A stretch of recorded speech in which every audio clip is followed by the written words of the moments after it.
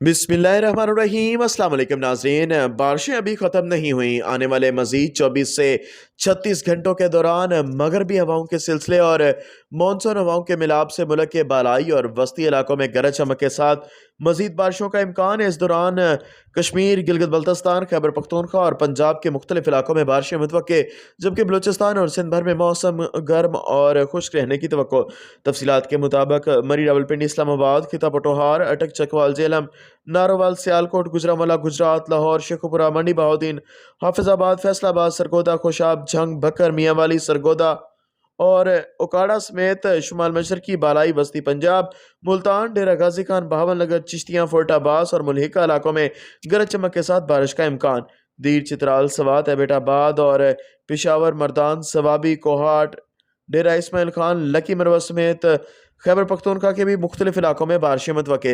याद रहे, बारिशों का यह सिलसिला मुल्क के बालाई और वस्ती इलाकों में अगले 24 से 48 घंटे तक वक्फे वक्फे से जारी रहेगा।